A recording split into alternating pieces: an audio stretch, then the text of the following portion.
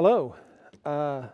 Well, we've kind of gone through a good litany and process of tribal courts.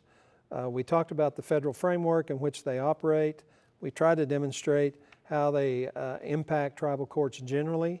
We talked about tribal sovereignty and the importance of how internal and external sovereignty works.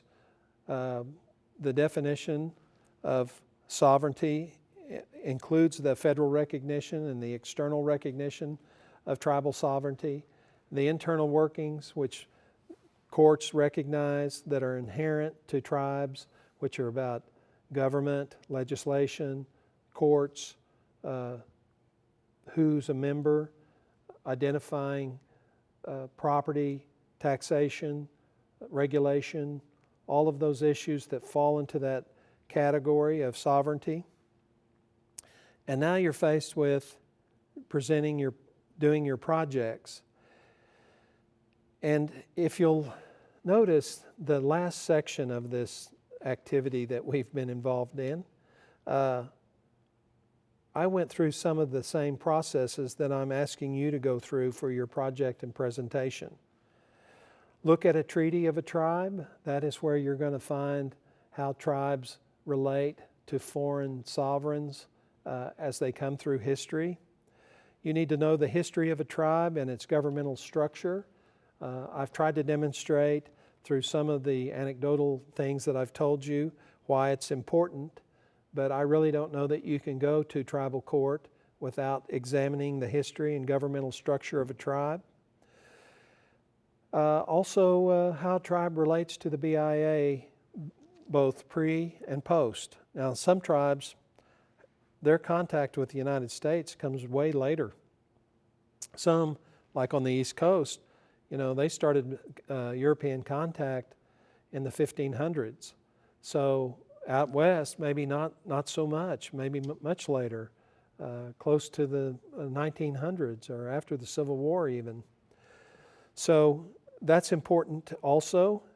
Remember, when you're talking about tribal courts, that you have to, and you're working on your presentation, you have to understand where the power of the court comes from.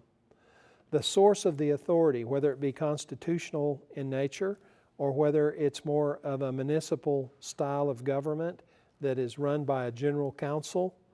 There's all kinds of governmental activity going on there, and power is derived somewhere within that tribal government, and you should be aware of where that your court is getting its authority from. You must also remember that you're not in state court, you're not in federal court, you're in tribal court, and this court is going to be, the case that you have before it is going to be through the application of tribal laws, statutes, and rules that have been codified. You need to know where the location of a court is, who the players on the court are in terms of judges and prosecutors and clerks, the type of cases that a judge is normally qualified to hear, appellate review, what do you do if you lose, and where are you going to appeal it? You need to find out if there's a bar association. You find that many tribes have bar associations, and there may be stringent requirements for your joining the bar. The Navajo Nation believe that if you join the bar of the Navajo Nation as a non-Indian or a non-tribal member Indian, that once you commit to their bar association and want to do cases there, they put you on a list for pro bono work, which is a requirement of their membership to their bar.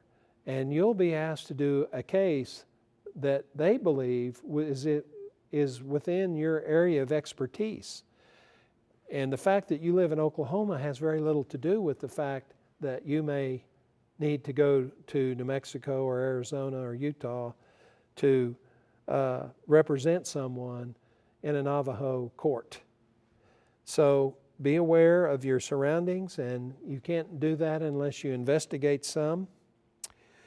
Also know the process and the cost. whether or not they have a police force and a prosecutor. Those are all pertinent questions.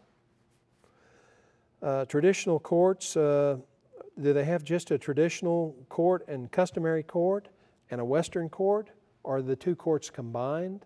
And you have to be aware of whether or not custom and tradition is going to play a part in the case that you're taking forward.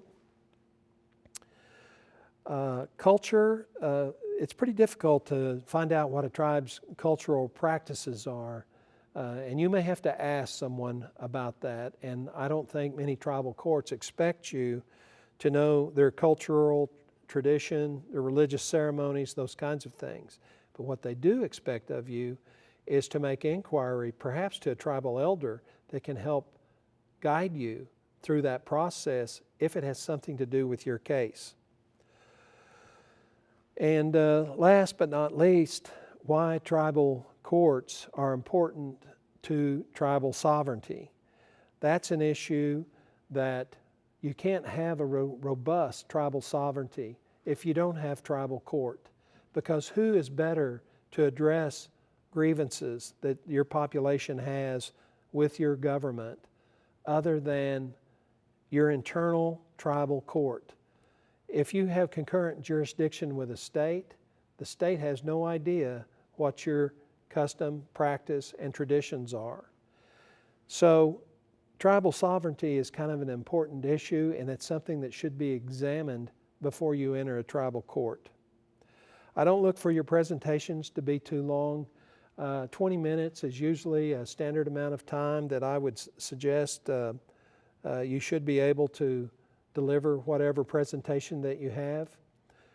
But generally speaking, over the years that I've done this, I find that students find out so much information, more so than they ever thought that they would, learn about a tribe, the tribe that you've selected, that it tends to make your presentation run long.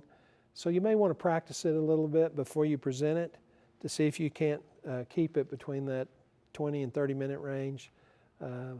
Even though I know you're excited about it and it's going to be important to you, but still we have a time constraint, and others are going to be involved listening and critiquing your presentation. Okay, well, I hope you've got a nice sampling of what tribal courts are like. I've enjoyed talking to you about tribal courts. It's something that I enjoyed doing. I'm a tribal judge. It's part of my life every day as a tribal advocate as well. And I'm glad that we've had this time to share. I hope you've gotten something out of this that's worthwhile. And I'll look forward to talking to you online in the future. Thank you.